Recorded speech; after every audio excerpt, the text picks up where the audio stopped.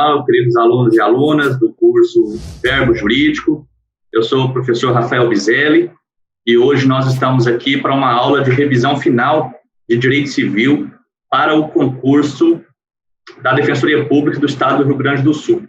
Eu sou defensor público aqui no estado de Minas Gerais, atuo numa atribuição civil e trouxe para vocês aqui nessa aula de hoje as últimas atualizações, as últimas novidades legislativas, jurisprudenciais em relação ao direito civil, ao Código Civil especificamente, e uma aula bastante rica em detalhes. Eu vou compartilhar a tela com vocês para que possam acompanhar os slides, que também serão enviados posteriormente para os alunos. Vamos iniciar então, sem mais alguma delonga, sem apresentação, porque o nosso tempo é curto e nós temos muito conteúdo para tratar na aula de hoje. Vamos seguir aqui uma ordem lógica do Código Civil, dos temas do Código Civil, e vamos iniciar então pelo tema da capacidade. O STJ teve um julgado muito relevante e muito recente que tratou sobre a teoria das capacidades. Pessoal, o STJ fixou o entendimento já de que o único critério para se definir a incapacidade absoluta de uma pessoa hoje no ordenamento jurídico brasileiro é pelo critério etário. Somente as pessoas com menos de 16 anos, apenas os menores de 16 anos hoje, conforme o artigo 3º do Código Civil, que serão considerados absolutamente incapazes. O STJ, então, esse informativo 694, ele entendeu que é inadmissível a declaração de incapacidade absoluta às pessoas com enfermidade ou deficiência mental. Então, após a alteração promovida pelo Estatuto da Pessoa com Deficiência, que foi a Lei 3.146 de 2015, não podemos mais tratar, não se fala mais de incapacidade absoluta em razão de alguma deficiência. A pessoa com deficiência poderá ser, no máximo, relativamente incapaz, a depender do caso, a depender da deficiência. Então, hoje, o único absolutamente incapaz no direito civil brasileiro é o menor de 16 anos, somente pelo critério etário. Então, mesmo que nós tenhamos aqui um adulto, que por causa permanente se encontrar impossibilitado de gerir a sua vida privada, os seus bens, as suas escolhas existenciais, imagine aqui num adulto em coma. Esse adulto não será considerado absolutamente incapaz. Ele será tão somente relativamente incapaz. E da mesma maneira, se nós tivermos uma pessoa com deficiência mental que, num grau que impeça a tomada de decisão, esta pessoa será relativamente incapaz. O STJ, então, nesse mesmo informativo, ele comenta o artigo 84, parágrafo 3º do Estatuto da Pessoa com Deficiência. E o STJ diz a seguinte frase nesse informativo. Sob essa perspectiva, o artigo 84, parágrafo 3º da Lei 3.146, de 2015, que é o Estatuto da Pessoa com Deficiência, estabelece que o Instituto da Curatela pode ser excepcionalmente aplicado às pessoas portadoras de deficiência, ainda que agora sejam consideradas relativamente capazes, devendo, contudo, ser proporcional às necessidades e às circunstâncias de cada caso concreto.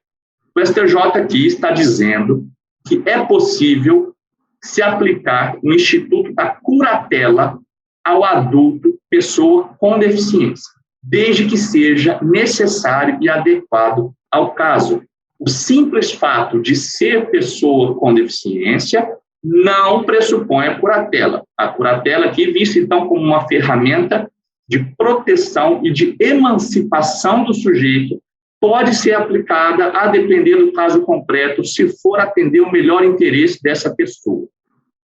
E a curatela sempre vai ser estipulada com limites, sempre limites a serem encontrados, estabelecidos no caso concreto.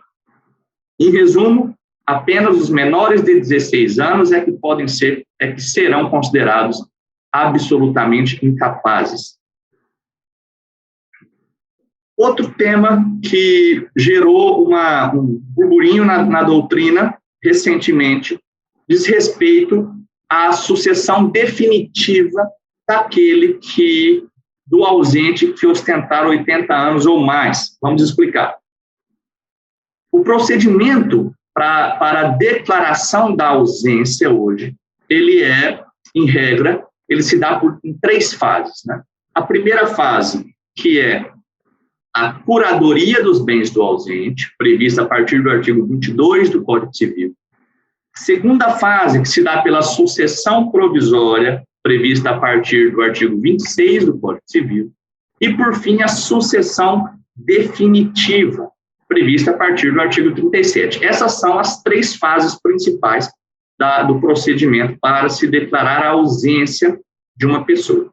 Bom, a sucessão provisória, então, em regra, ela é uma fase indispensável da declaração de ausência. O STJ agora, recentemente, no final de 2021, no informativo 716, prevê que é dispensável a abertura da sucessão provisória quando presentes os requisitos da sucessão definitiva previstos no artigo 38 do Código Civil. O que o STJ está aqui a nos dizer? Caso a pessoa ausente conte com 80 anos e se comprove que as suas últimas notícias datam de há pelo menos 5 anos, os interessados poderão requerer de maneira direta a sucessão definitiva. Não precisaria passar pelo trâmite da sucessão provisória, que é um trâmite muito demorado.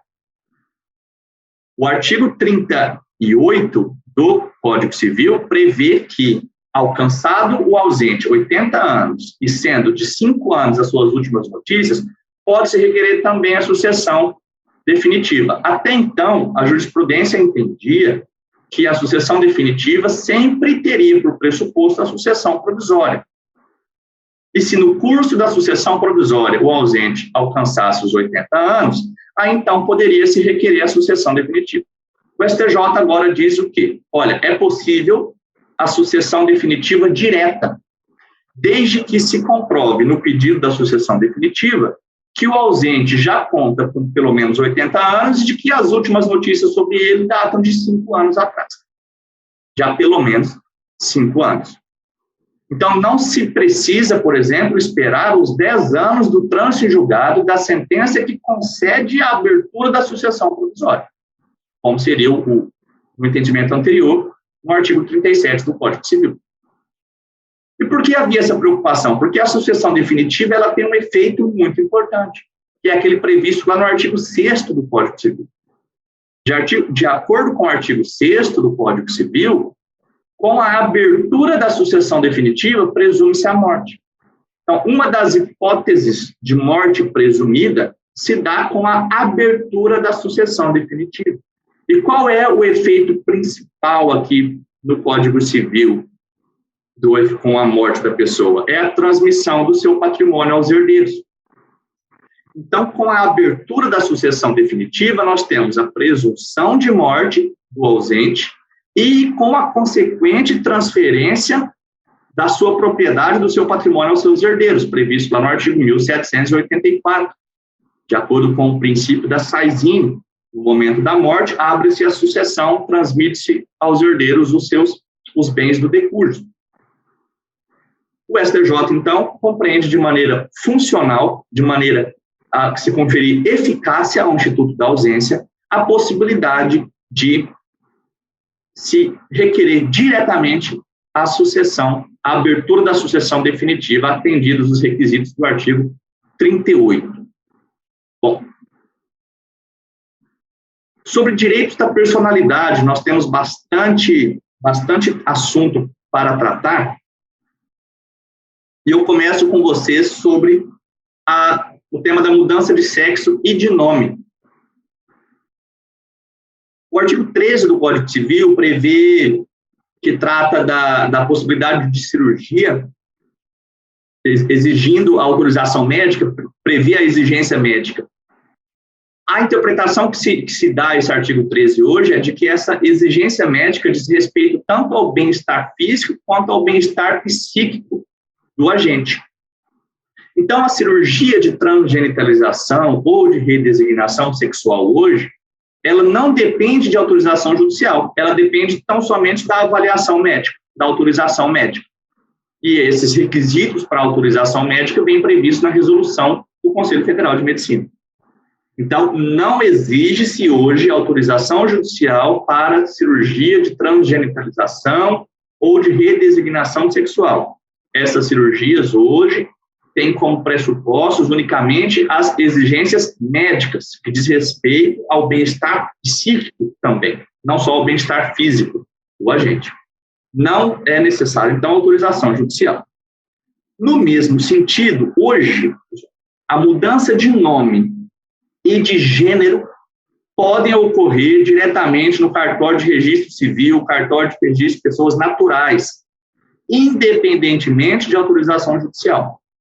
E a mudança de nome e de gênero nos cartórios também não depende de qualquer tratamento anterior, não depende da cirurgia anterior, não depende de autorização judicial, não depende de tratamento. Basta a vontade livre e consciente do sujeito. O STJ, ele conferiu, ele entendeu dessa maneira, e o STF, fazendo uma interpretação conforme a Constituição, lá do artigo 58 da Lei de Registro Público, entendeu que não há necessidade de autorização judicial, não há necessidade de prévio tratamento hormonal, não há necessidade de prévia cirurgia de transgenitalização para que seja possível a mudança do nome e do gênero no registro de nascimento da pessoa. Há, inclusive, um precedente deste ano, de 2021, do Tribunal de Justiça de Santa Catarina, autorizando a mudança do gênero no registro civil para o gênero neutro. Então, estamos avançando cada vez mais nesse tema na jurisprudência. Bom, o Conselho Federal de Medicina, em 2020, atualizou a sua resolução, que trata sobre a cirurgia de transgenitalização, e reduziu as idades mínimas para a cirurgia e o tratamento. Então, em janeiro de 2020, se reduziu de 21 para 18 anos a idade mínima para a cirurgia de transgenitalização, e também se reduziu de 18 para 16 anos para que seja possível o início dos tratamentos das terapias hormonais. Sobre o nome, então, nós avançamos para o tema do nome social. O nome social, ele é um instituto hoje com previsão a nível federal e também a nível estadual, no estado do Rio Grande do Sul e em outros estados também. Nome social, ele tem a sua previsão, ele tem o seu conceito legal num decreto federal 8.727 de 2026. O nome social é a designação pela qual a pessoa travesti ou transexual se identifica e é socialmente reconhecida. Então, veja, nome social possui conceito legal, é instituto juridicamente regulamentado. É a designação pela qual a pessoa travesti ou transexual se identifica e é socialmente reconhecida. No Rio Grande do Sul, no estado do Rio Grande do Sul, nós temos o decreto 49.122 de 2012, já um decreto, então, aí que vai estar completando quase 10 anos, que instituiu a Carteira de Nome Social, a CNS, para travestis e transexuais, para o exercício de direitos, sendo válida para o tratamento nominal nos órgãos e entidades do Poder Executivo do Rio Grande do Sul. Então, veja que há previsão no estado do Rio Grande do Sul há pelo menos 10 anos para o tratamento do nome social perante os órgãos do Poder Executivo. O uso do nome social pela pessoa, quando assim ela o deseja, é um dever da administração pública. A administração pública tem o dever em utilizar o nome social, salvo em necessidade estrita e excepcional de interesse público e salvaguarda de terceiros, por exemplo, para fins de persecução penal, para fins de se preservar uma ação de execução de um título extrajudicial anterior, para que a mudança do nome não prejudique interesses legítimos de terceiro ou do interesse público, mas são hipóteses sempre excepcionais. A regra é o respeito e a utilização ao nome social. Por fim, quanto ao nome social, aqui uma observação interessante que pode vir cobrada na prova de vocês, que diz respeito à possibilidade do aluno na escola ser matriculado com o nome social. O Conselho Nacional de Educação, que é um órgão do MEC, já tem uma resolução de 2018 que autoriza a matrícula escolar pelo uso do nome social. Para os alunos acima de 18 anos, portanto, maiores e capazes, basta a sua solicitação, basta o seu requerimento. Para os alunos menores de 18 anos, portanto, relativamente incapazes, se entre 18 e 16, ou absolutamente incapazes, quando abaixo de 16, esses alunos precisarão estar devidamente assistidos ou representados. Então, ainda que se trata de uma escolha existencial do aluno, menor de idade, criança ou adolescente, essa escolha perante a escola, no ato da matrícula, deve ser devidamente assistida ou representada. Avançando no tema dos direitos da personalidade, eu trago para vocês uma decisão do STF bastante relevante, que faz superar um preconceito com relação à tatuagem. O STF, no recurso extraordinário 898-450, ele define a inconstitucionalidade da vedação em abstrato de candidatos com tatuagens em concursos públicos. Segundo o STF, portanto, os editais de concursos públicos não podem estabelecer restrição a pessoas com tatuagem, não podem estabelecer uma restrição geral e abstrata. É possível uma restrição excepcional, em razão do conteúdo que viole valores constitucionais. É possível, por exemplo, a restrição a uma tatuagem que faça apologia ao nazifascismo. É possível a restrição à tatuagem que faça apologia a crimes de ódio. Por quê? Porque são tatuagens que violam os valores constitucionais básicos. Então, em regra, não é possível vedação a candidatos com tatuagens. Não é possível a vedação abstrata, geral de tatuagem, de qualquer tatuagem. Mas é possível, no caso concreto, em situações excepcionais, a vedação a conteúdos que especificamente violem valores constitucionais. Não se assustem se a prova utilizar a expressão teoria da desigualdade justificada. O STF, nesse voto, nesse julgamento, e algum dos votos dos ministros, utiliza expressamente a teoria da desigualdade justificada. Então, se a alternativa trouxer, por exemplo, o STF, utilizando-se da teoria da desigualdade justificada, entende pela inconstitucionalidade da vedação em abstrato de tatuagem, de candidatos com tatuagem em concursos públicos. Essa alternativa está correta. Nós não temos, infelizmente, tempo aqui para discorrer sobre a teoria da desigualdade justificada. É uma teoria que vai ter como um dos seus autores o professor Celso Antônio Bandeira de Mello, e teoria absolutamente importante e relevante, que peço que vocês a estudem depois, principalmente para uma eventual segunda fase, para uma prova oral. Avançando ainda em direitos da personalidade, nós trabalharemos o Instituto do Consentimento Informado, consentimento livre e esclarecido do paciente.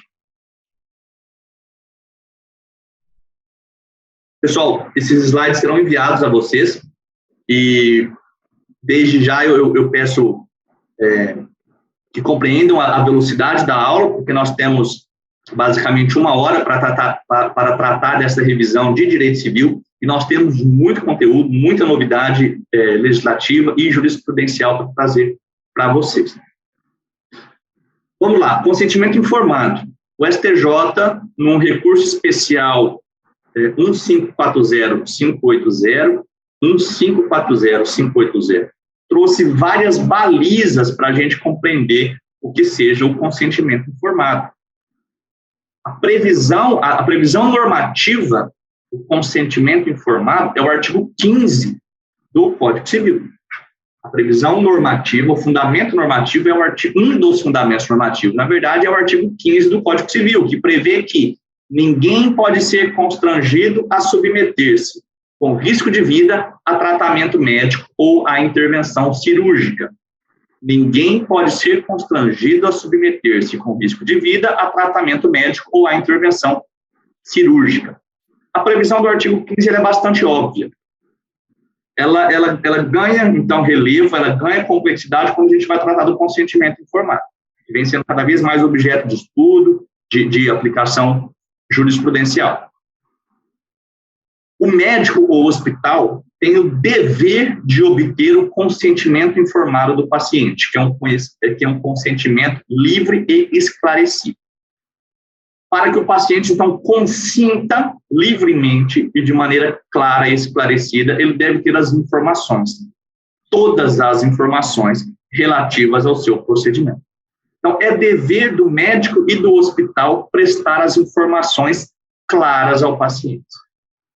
O STJ, nesse julgado, ele deixa muito claro que aquele formulário padrão que obtém um consentimento genérico do paciente não configura consentimento informado, não configura consentimento livre e esclarecido.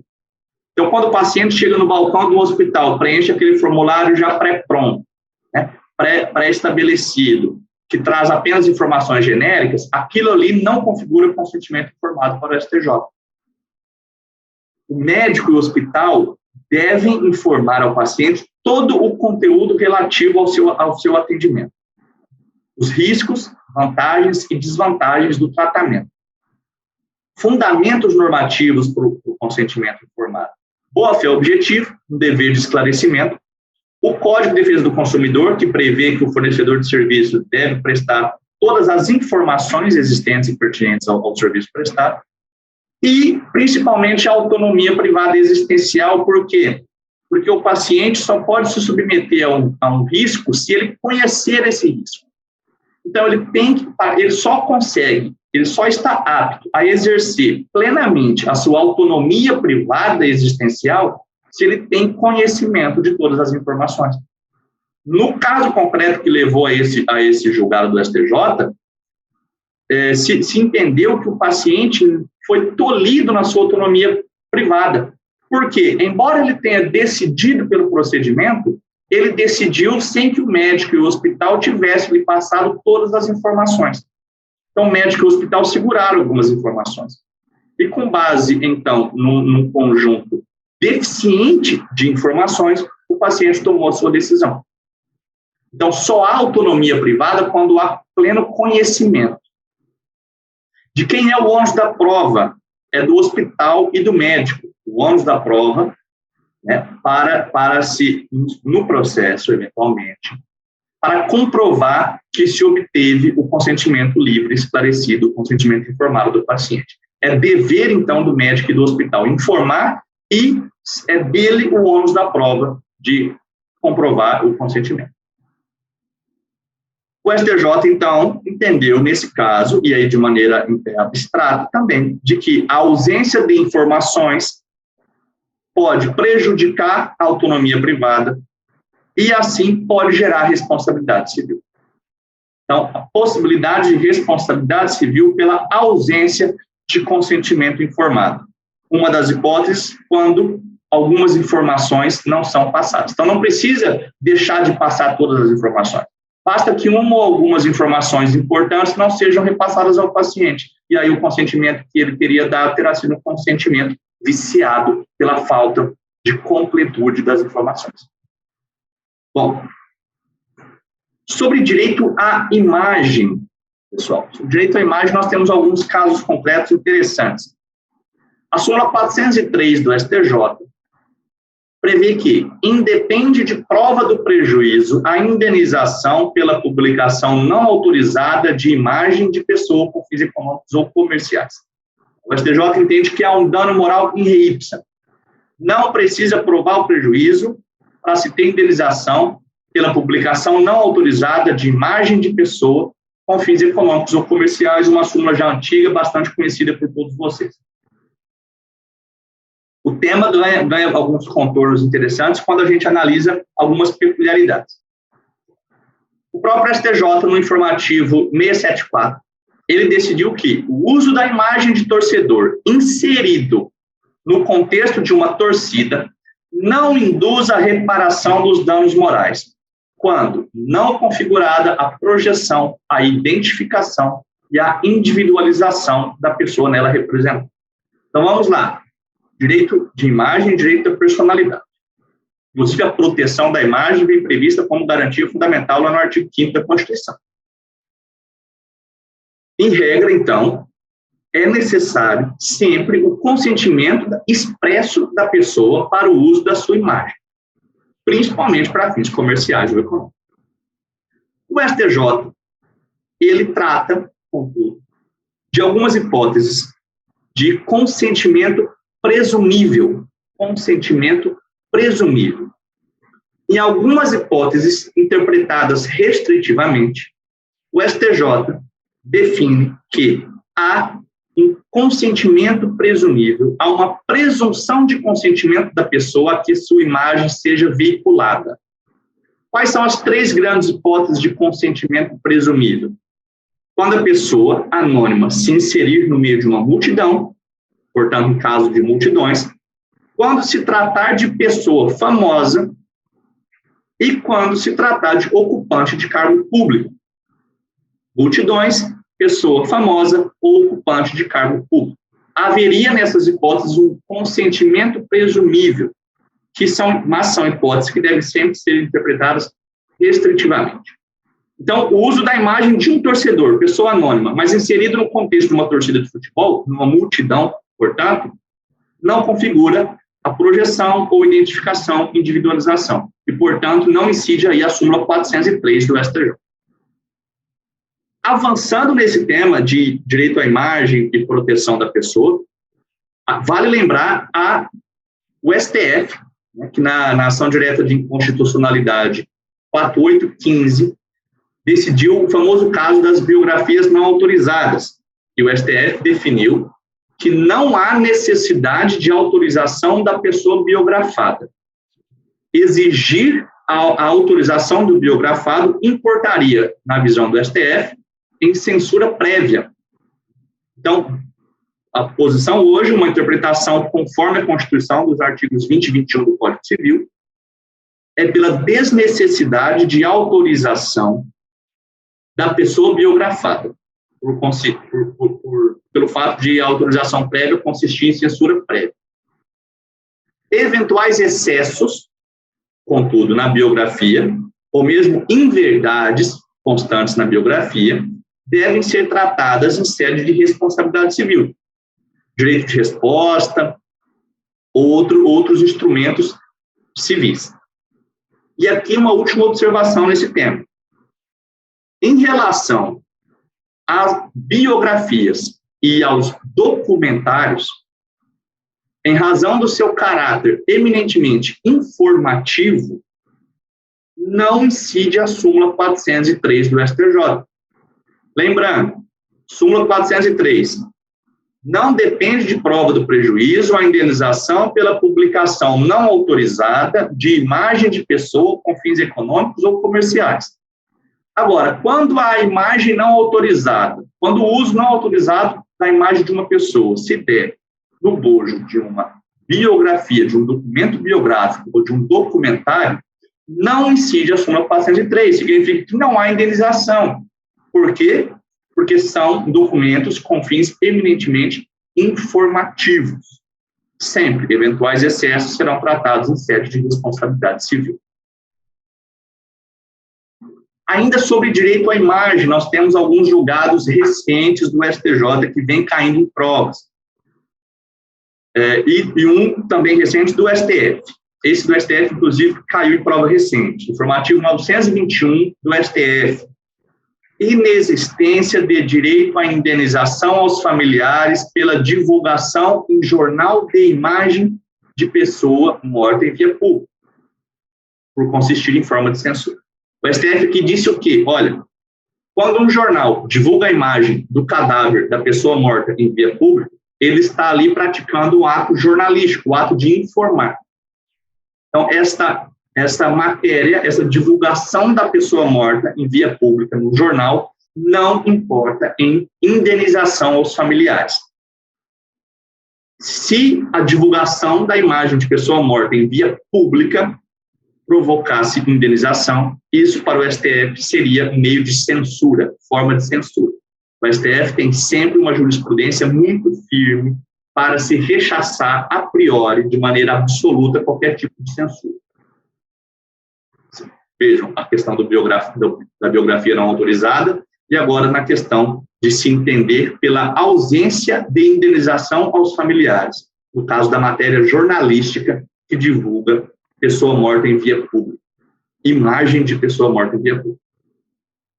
O STJ, no informativo 720, agora de dezembro de 2021, ele já no sentido um pouco contrário ao STF, mas no sentido de proteção da imagem da família, ele entendeu que os provedores de conexão à internet devem fornecer os dados cadastrais, nome, endereço, RG e CPF, dos usuários responsáveis por publicação de vídeos no YouTube com ofensas à memória de pessoa falecida. Vejam, o STJ, no informativo de dezembro de 2021, entendeu que os provedores de conexão à internet devem fornecer os dados cadastrais daqueles usuários que publicam ofensas à memória de pessoa falecida. É um meio de proteção da personalidade da pessoa falecida.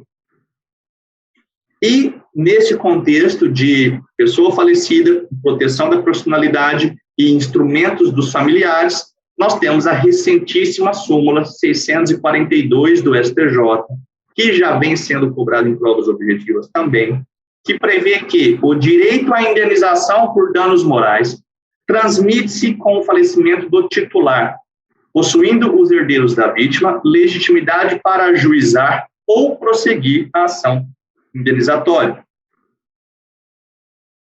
O STJ aqui consagra o entendimento doutrinário e jurisprudencial amplamente majoritário.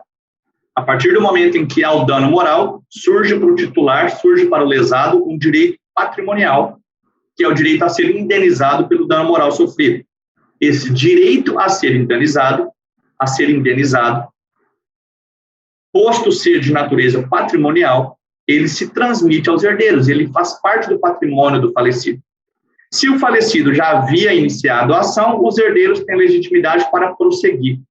Se o falecido ainda não tinha iniciado a ação, não tinha ajuizado a ação de reparação por danos morais, se ainda estiver dentro do prazo prescricional, os herdeiros também terão legitimidade para ajuizar.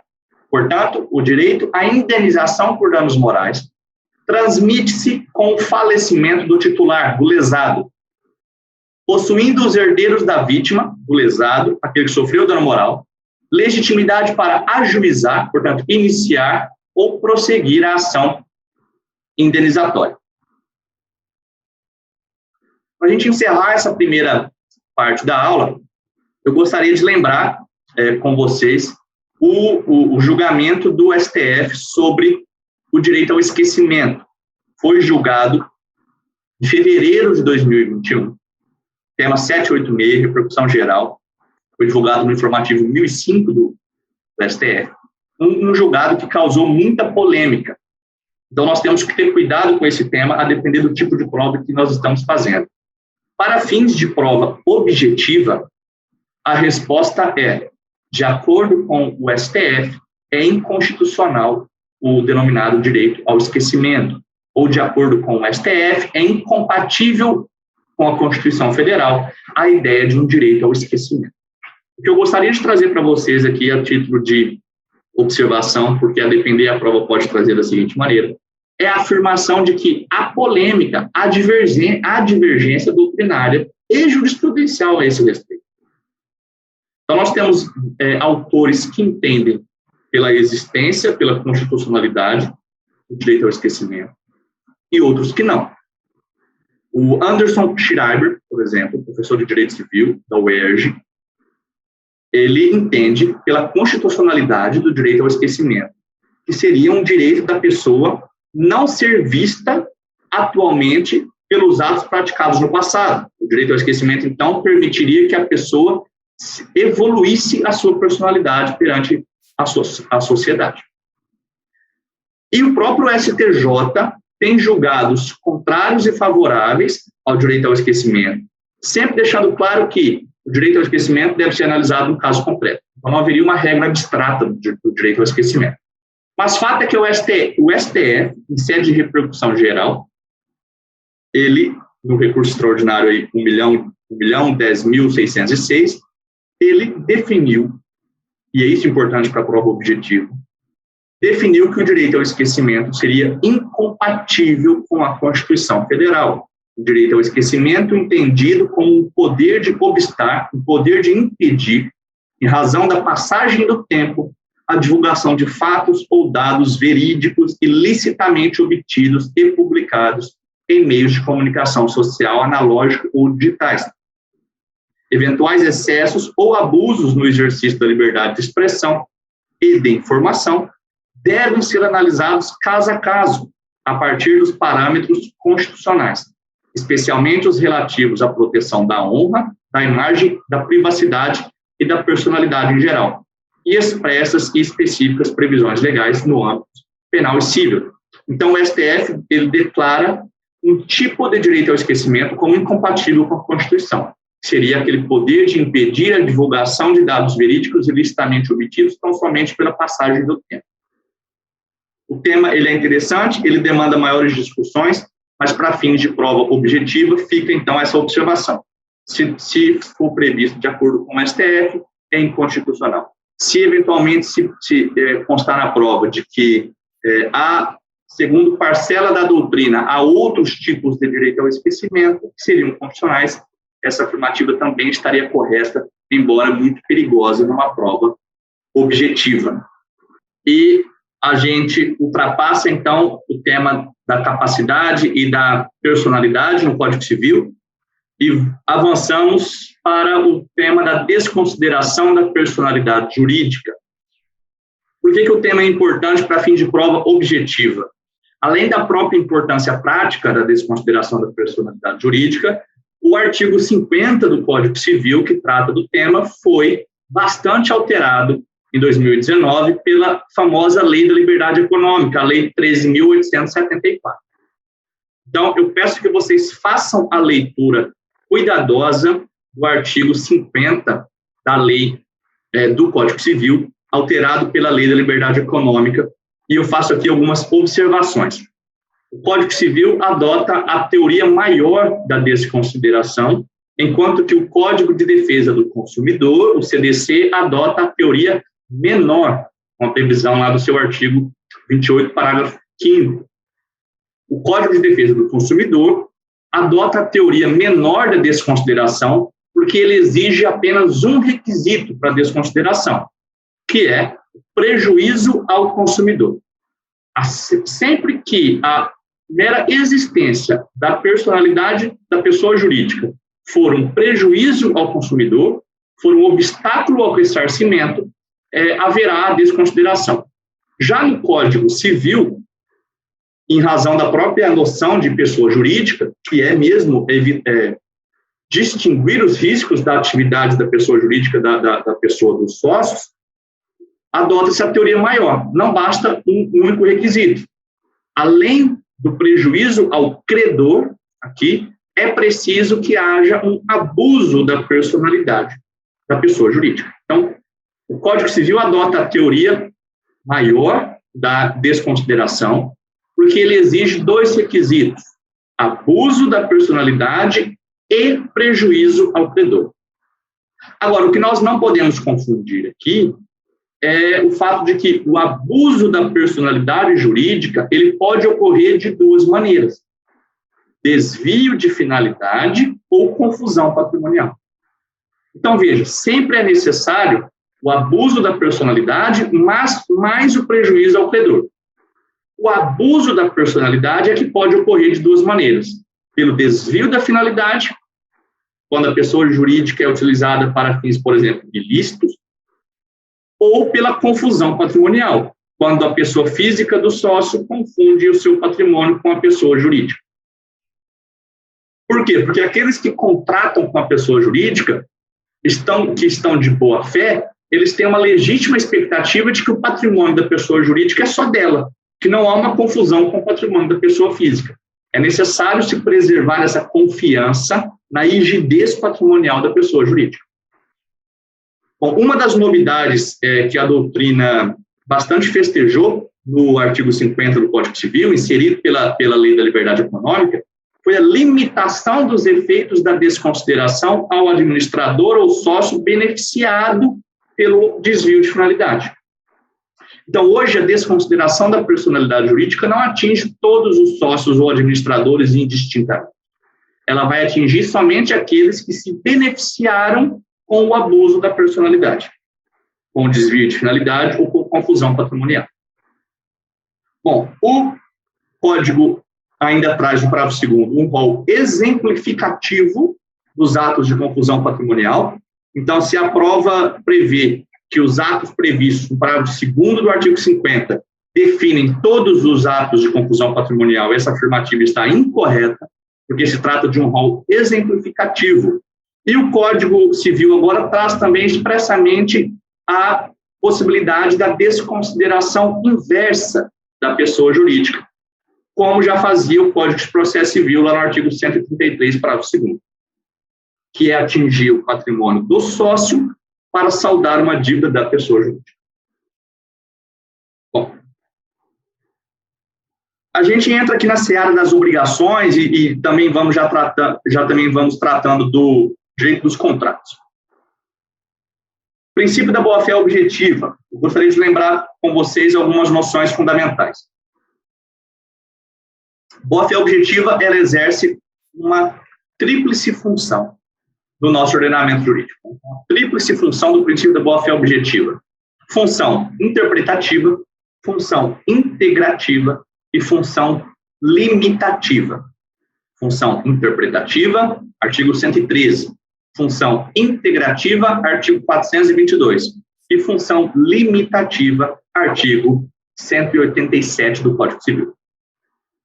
Pessoal, pela função interpretativa, prevista lá no artigo 113 do Código Civil, a boa-fé objetiva, ela deve nortear a interpretação dos negócios jurídicos. Os negócios jurídicos devem ser interpretados de acordo com os usos e costumes do lugar da sua celebração, de acordo com a boa-fé e os usos do lugar da sua celebração.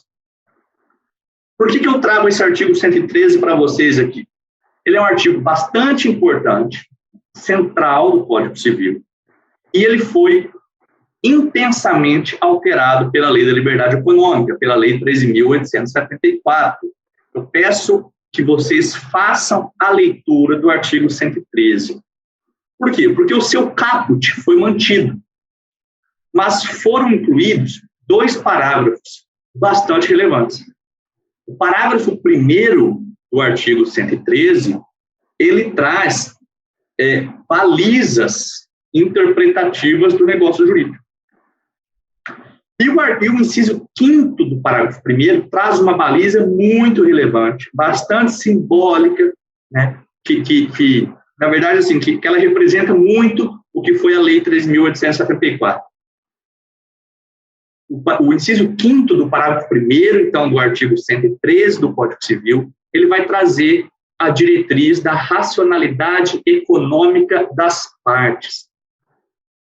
Esse inciso 5º, ele prevê expressamente que a racionalidade econômica das partes deve ser um elemento interpretativo do negócio jurídico. Então, é preciso se interpretar o negócio jurídico, seja pela parte, seja pelo juiz, à luz do que seria a racionalidade econômica das partes.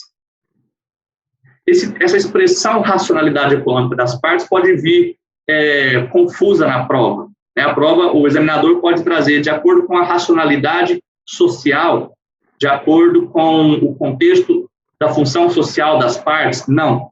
É racionalidade econômica das partes, o que vem expressamente previsto no inciso 5º.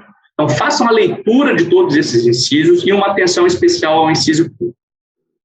Ainda, o parágrafo 2º do artigo 113, ele traz uma previsão bastante importante, que deve ser lida lá em conjunto com o artigo 4º e o artigo 5º da LINDB, a Lei de Introdução às Normas do Direito Brasileiro.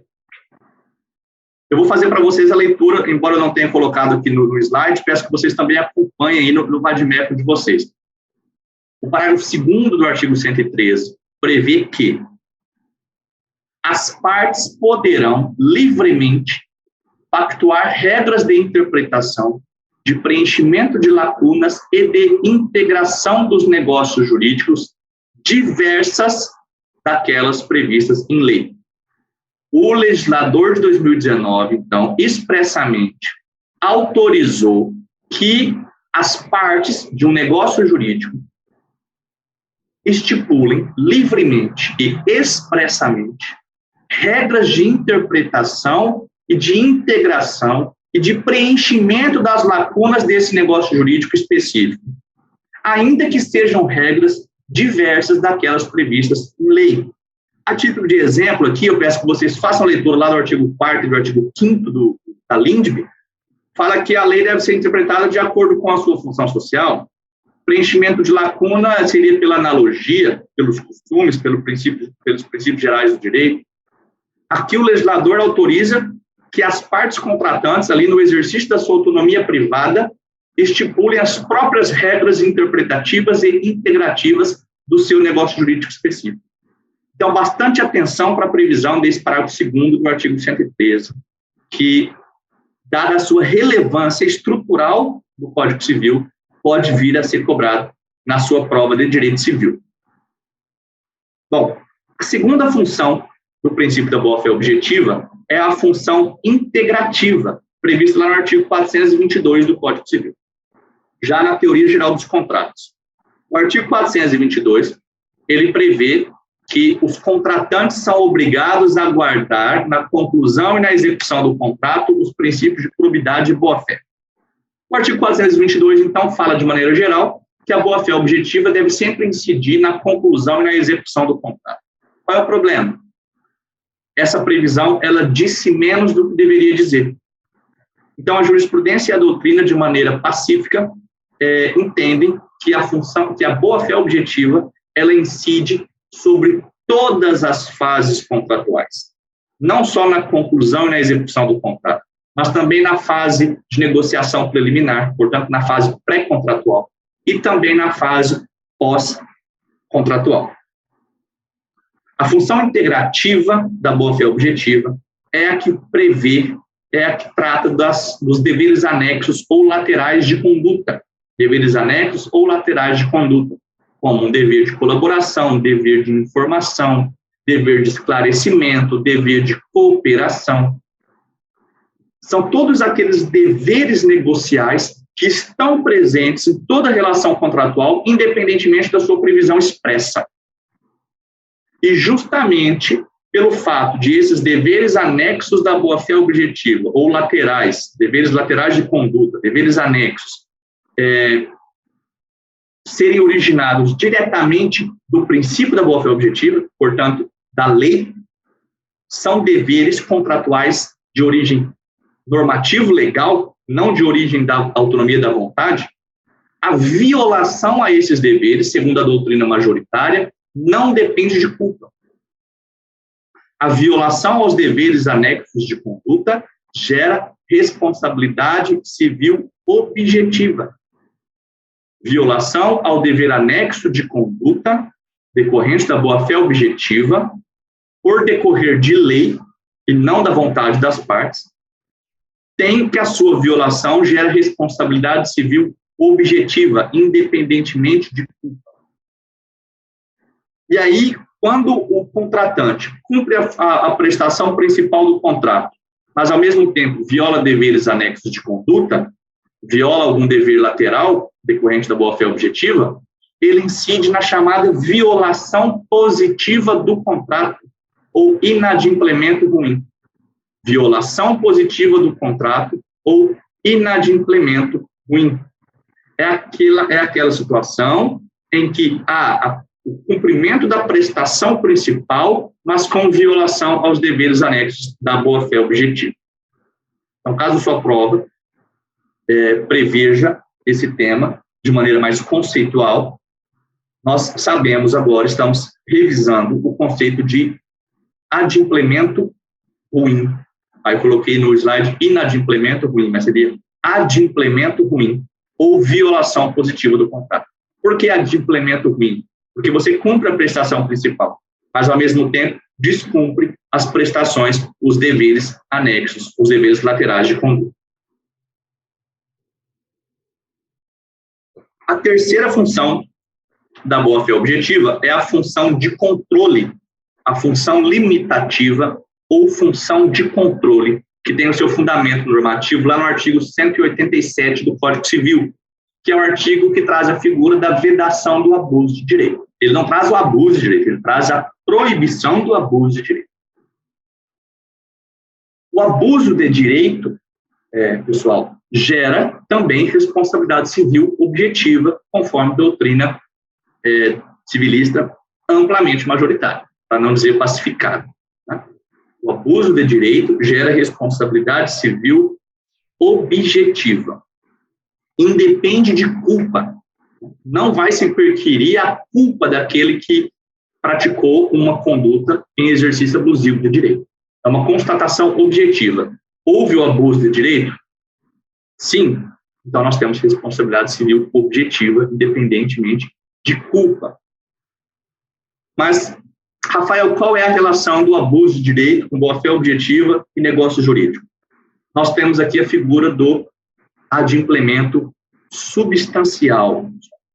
No campo, então, do direito dos contratos, a função de controle da boa-fé objetiva, ela ganha, então, esse relevo, ela ganha importância no estudo do adimplemento substancial ou inadimplemento mínimo.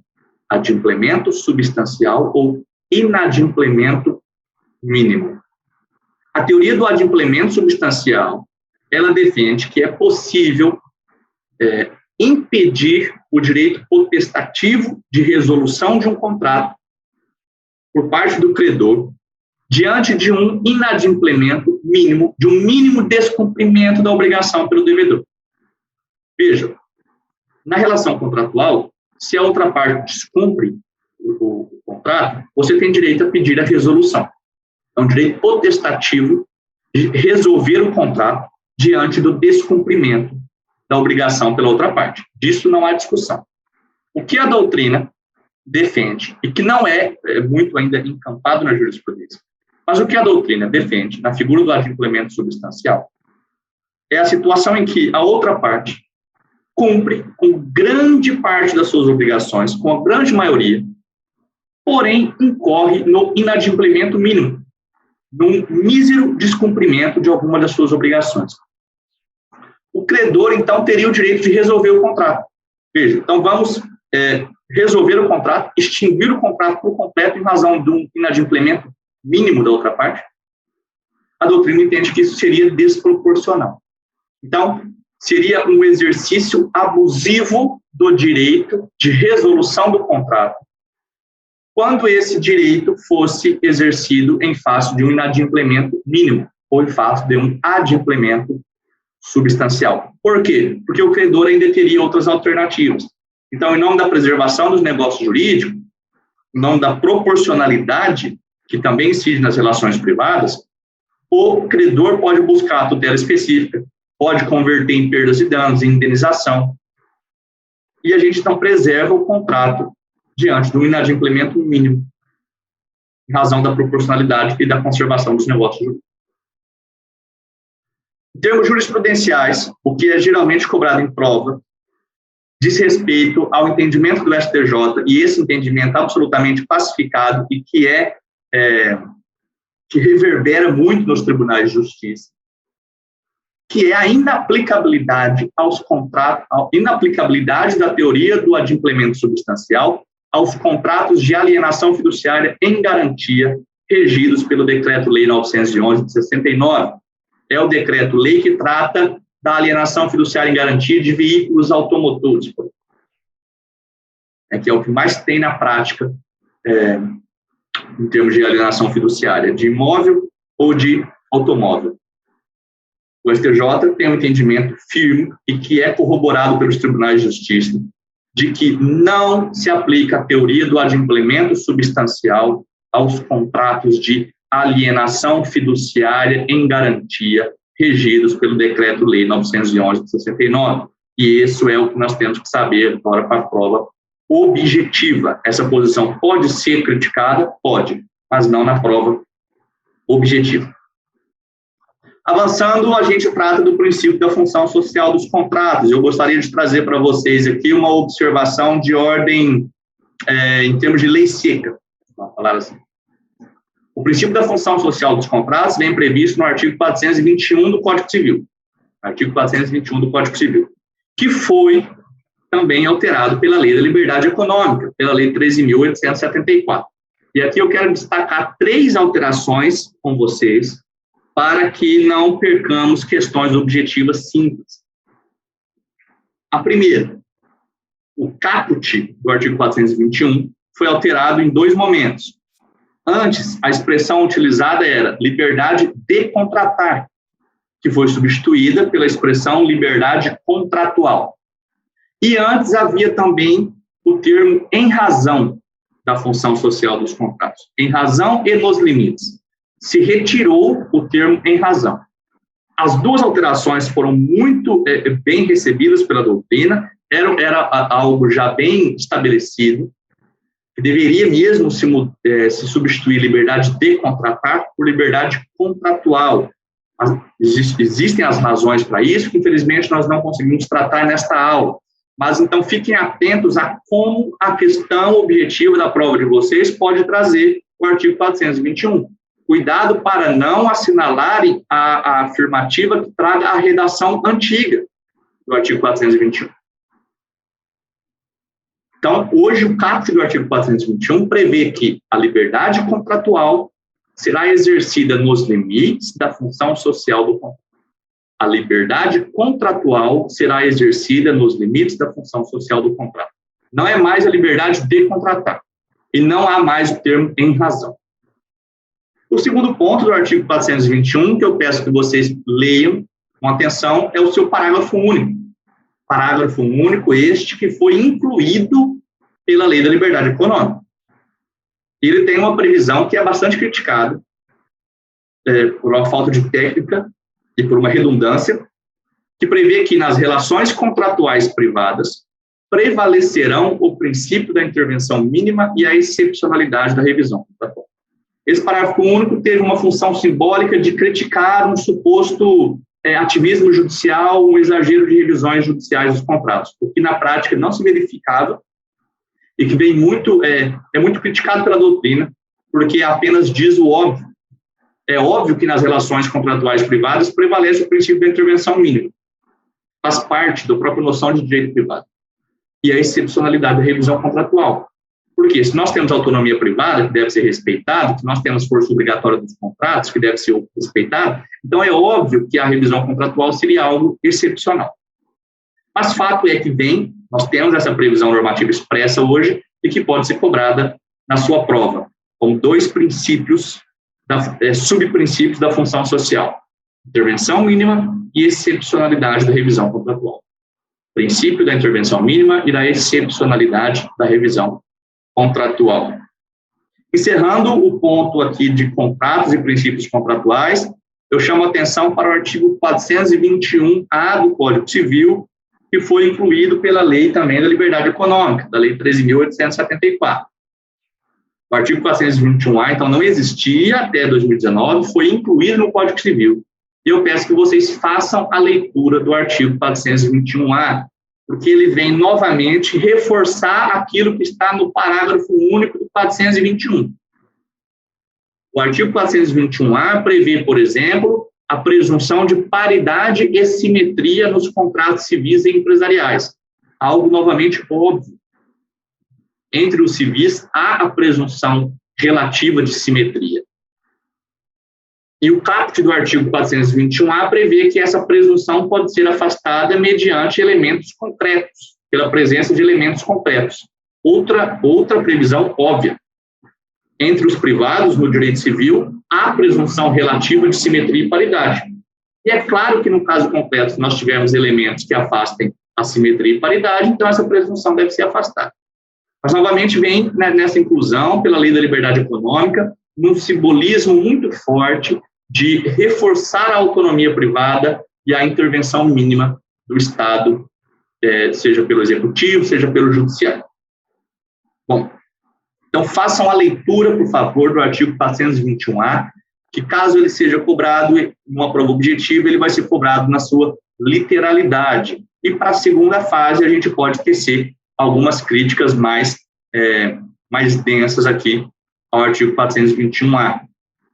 Atenção ao inciso 3º do 421-A, que repete o parágrafo único do 421. A revisão contratual somente ocorrerá de maneira excepcional e limitada. Lembrem aqui, lá do parágrafo único do 421, intervenção mínima e excepcionalidade da revisão. Vem o inciso 3º do 421-A, a revisão contratual somente ocorrerá de maneira excepcional e limitada. Veja aqui uma repetição, né, de conteúdo em artigos imediatamente sequenciais. Bom, para fechar esse tema, eu lembro a vocês que o STJ possui uma posição muito firme e muito refratária quanto à revisão judicial dos contratos em razão de alteração cambial. E reforçando essa previsão, reforçando essa cultura jurídica dos nossos tribunais, o legislador, no contexto da pandemia, editou a Lei 14.010 de 2020, que foi a lei do regime jurídico do direito privado, né, na pandemia. E nessa lei, o artigo 7º traz a previsão expressa de que não se consideram eventos imprevisíveis para fins de revisão judicial, para fins de verificar onerosidade excessiva, a inflação, a variação cambial, a desvalorização do câmbio, etc. Então, veja, já era uma posição da jurisprudência não aceitar a inflação ou alteração cambial como motivo de onerosidade excessiva para fim de revisão, e o legislador, em 2020, traz isso de maneira expressa, no artigo 7º da Lei 14.010 de 2020. Não se consideram eventos imprevisíveis para fim de revisão judicial, esses eventos relacionados a dinheiro, né, a moeda.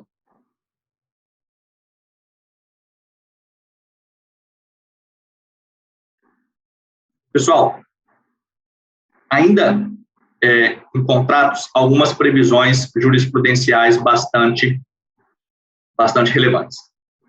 Súmula 308 do STJ. A hipoteca firmada entre a construtora e o agente financeiro anterior ou posterior à celebração da promessa de compra e venda não tem eficácia perante os adquirentes do imóvel. Súmula antiga, bastante conhecida por vocês, mas que eu trago aqui por uma seguinte questão. Essa proteção do adquirente de boa-fé, que é a intenção da súmula, faz com que hoje o STJ aplique esta súmula de maneira analógica aos casos de alienação fiduciária e garantia. Então, hoje, também, a alienação fiduciária e garantia firmada entre a construtora e o agente financeiro, anterior ou posterior à celebração da promessa de compra e venda, da construtora com o adquirente do imóvel, não terá eficácia perante este adquirente.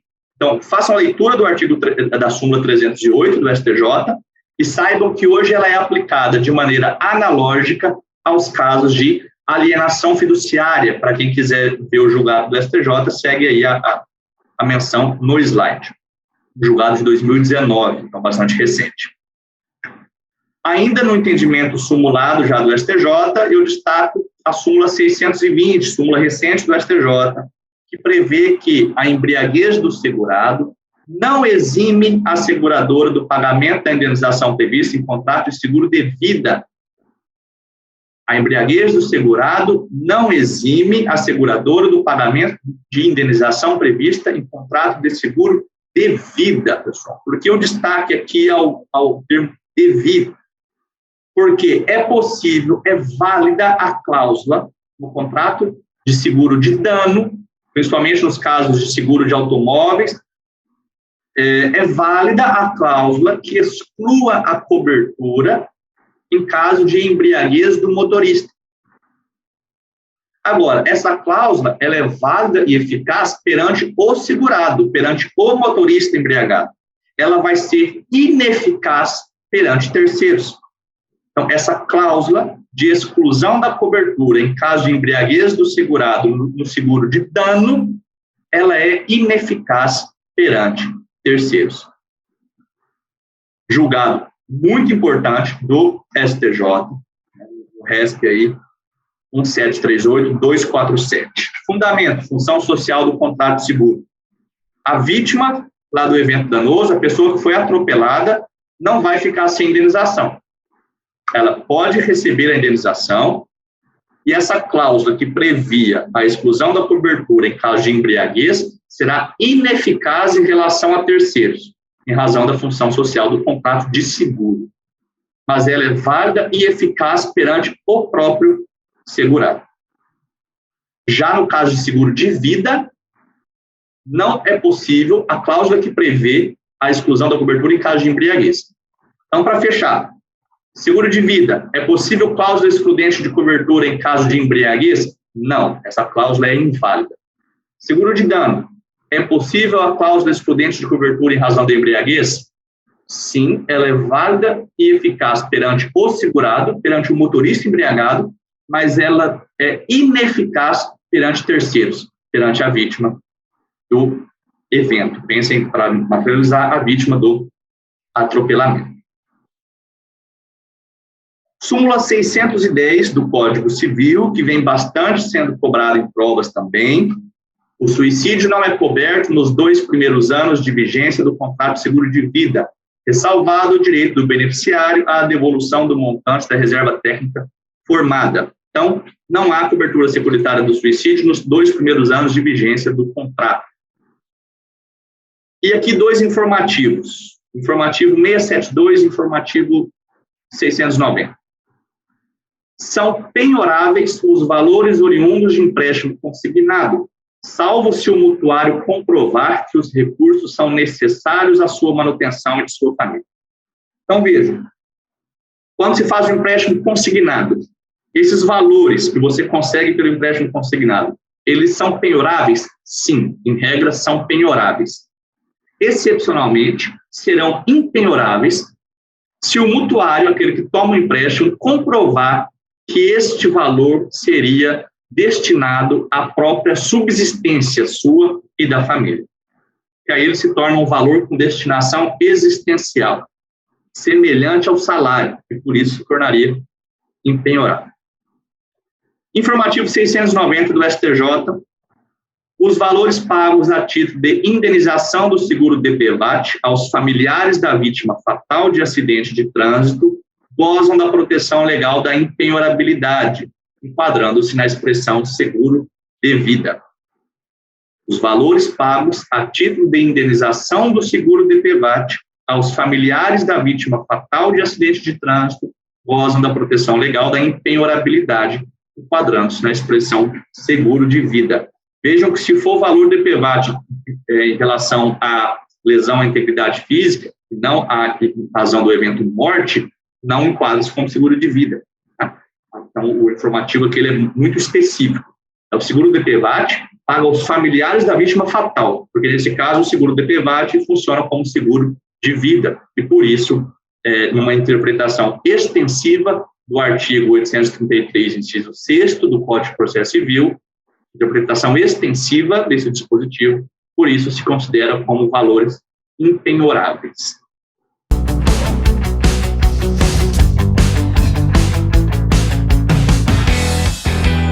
Bom, vamos então para uma terceira parte da nossa aula de revisão para o concurso da Defensoria Pública do Estado do Rio Grande do Sul.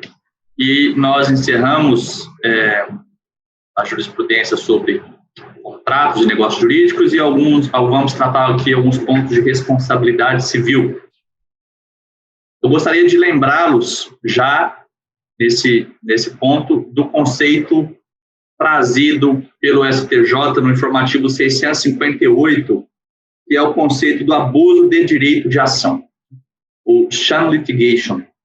O STJ definiu, entendeu, ou melhor, acatou a teoria do abuso de direito de ação e entendeu que configura o abuso de direito de ação, portanto, um ato ilícito, o ajuizamento de sucessivas ações judiciais contra a mesma pessoa ou pelo mesmo fato, desprovidas de fundamentação idônea e intentadas com propósito doloso.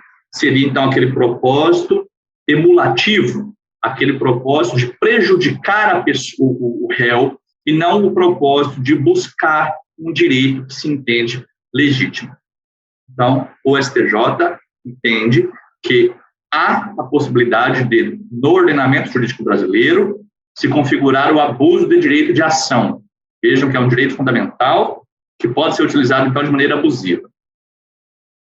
Um outro entendimento, já mais recente, do STJ, divulgado no informativo 694, definiu que a omissão de socorro à vítima em acidente de trânsito, por si só, não configura hipótese de dano moral in re ipsa, aquele dano moral inerente ao fato, automático, que não precisaria de prova. Então, a omissão de socorro em si, por si só, não configura dano moral in re ipsa, a omissão de socorro à vítima em acidente de trânsito. Por quê? Porque ali no caso concreto, aquele que provocou o acidente pode ter tido alguma justificativa para não prestar socorro. Exemplo, o receio de ser agredido por outras pessoas, pelos familiares da vítima. No campo ainda da responsabilidade civil, eu trago um julgamento do STJ aqui, muito, muito importante, e que já foi cobrado em prova objetiva e também em algumas provas subjetivas, que diz respeito ao regime jurídico da prescrição na responsabilidade civil. Até 2018, o STJ entendia que a responsabilidade civil extracontratual ou contratual, portanto, a pretensão de haver perdas e danos, seja em razão da responsabilidade civil extracontratual ou contratual, estaria submetida ao prazo prescricional de 3 anos, previsto lá no artigo 206, inciso 3º do Código Civil. Acontece que em 2018, o STJ, então, ele modifica o seu entendimento e passa a entender que o prazo de 3 anos previsto no Código Civil como prazo prescricional para as ações de reparação civil incide somente sobre a responsabilidade civil extracontratual ou aquiliana, de modo que a responsabilidade civil contratual se submeteria ao prazo de 10 anos, ao prazo geral de 10 anos, salvo alguma previsão legal específica. Então, o termo reparação civil, previsto lá no artigo 206, inciso 3º do Código Civil, ele vai dizer respeito somente à reparação civil proveniente de responsabilidade civil extracontratual, 3 anos. Responsabilidade civil contratual, regra geral do prazo prescricional de 10 anos. Em dezembro de 2020, o STJ proferiu um novo julgamento polêmico em relação à responsabilidade civil e definiu, ainda que tenha sido bastante criticado, mas é fato que definiu, e isso importa com a prova objetiva, definiu que a concessionária de serviço público de transporte não tem responsabilidade civil em caso de assédio sexual cometido por terceiros em suas dependências. Seria um fato de terceiro, que é fato excludente do nexo de causalidade. Vamos lembrar que a responsabilidade civil objetiva, ela não necessariamente ela é integral. A responsabilidade civil objetiva, por exemplo, pelo risco da atividade, então, ela admite alguns excludentes do nexo causal, como o fato de terceiro ou culpa exclusiva da vítima. Esse caso, para a gente ficar um exemplo, é o caso do assédio sexual praticado no ônibus, no transporte público, no metrô. A jurisprudência vinha entendendo pela responsabilidade civil objetiva da concessionária do serviço público, mas o STJ entendeu que o assédio sexual cometido por terceiros, não por funcionários, mas por terceiros, por outros passageiros, seria um excludente do nexo de causalidade. De modo que, então, a concessionária do serviço público de transporte não teria responsabilidade civil perante a vítima em caso de assédio sexual cometido por outro passageiro, por terceiros em suas dependências. Avançando na jurisprudência do STJ em termos de responsabilidade civil, nós temos o informativo 684, que o STJ trouxe um julgado bastante excepcional. Entendeu-se que a pessoa jurídica de direito público tem direito à indenização por danos morais relacionados à violação da honra ou da imagem, quando a credibilidade institucional for fortemente agredida e o dano reflexo sobre os demais jurisdicionados for evidente.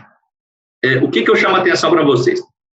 Em regra, e amplamente majoritário, a pessoa jurídica de direito público não tem direito a dano moral, porque isso seria uma subversão da ideia de dano moral. Ocorre que, nesse caso, levado ao STJ, entendeu-se que, diante das peculiaridades do caso concreto, a pessoa jurídica ali de direito público teria direito à indenização por dano moral. Por quê? Porque a violação à sua imagem teria atingido também, de maneira reflexa, os jurisdicionados, os usuários do serviço público. Então, foi um caso em que o INSS teve a sua imagem violada e isso prejudicou a credibilidade do INSS perante os segurados. Obviamente, num caso bastante intenso. Mas eu chamo a atenção nesse julgado, por quê? Porque o seu examinador pode fazer uma analogia com a Defensoria Pública. Imagine-se a previsão de que, em caso de intensa violação à imagem e à credibilidade da Defensoria Pública, se isso poderia gerar um dano reflexo nos nossos assistidos. Então, ainda não visto ser cobrado em prova, mas é possível pensarmos nesse raciocínio analógico, e fica então, a observação para vocês.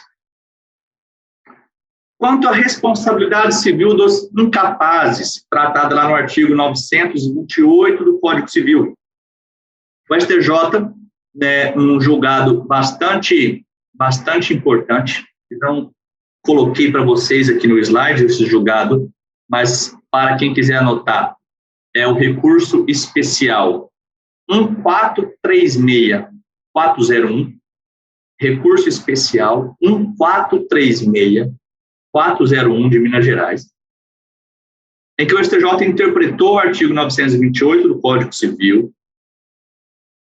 e definiu a responsabilidade civil dos incapazes. A responsabilidade civil do incapaz, ela é sempre subsidiária, condicional, mitigada e equitativa.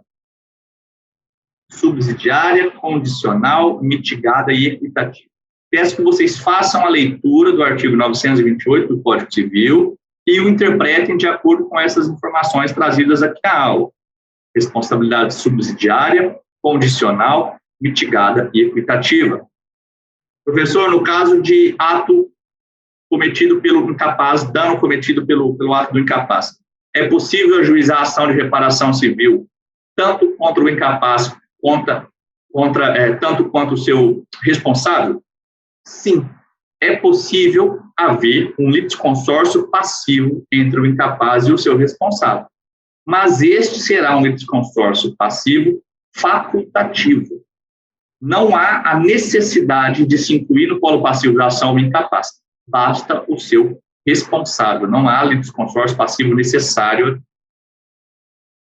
Um ponto aqui que gera polêmica. a distância física do responsável para com o fato praticado pelo incapaz, ela é irrelevante. O pai da criança, o pai do adolescente, não estava presente no momento em que o adolescente cometeu o ato, praticou o dano. Isso é irrelevante para fins de responsabilidade civil do incapaz, para fins de responsabilidade civil do responsável pelo ato do incapaz sob sua responsabilidade, sob sua gerência. A distância física, ela é irrelevante.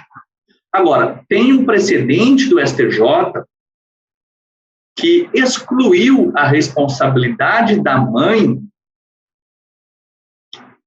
porque essa mãe morava numa outra cidade e ela não tinha ingerência sobre o filho. Então, não é a simples distância física do responsável em relação ao momento da prática do ato danoso.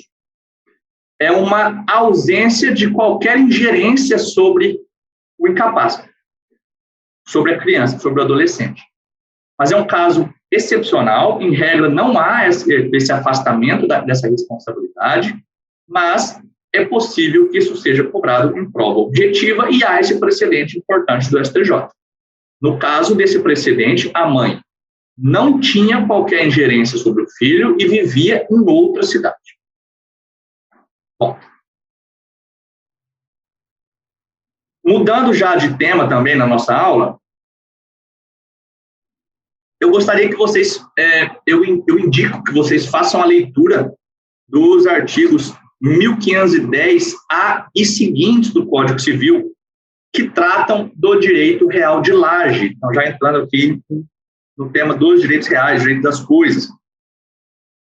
São artigos, dispositivos simples e que podem vir a ser cobrados na sua prova objetiva. Eu destaco aqui algumas informações muito básicas do direito real de laje que vale a pena para uma revisão da prova objetiva. O primeiro ponto, para quem nunca leu sobre o direito real de laje, é algo que pode causar uma estranheza.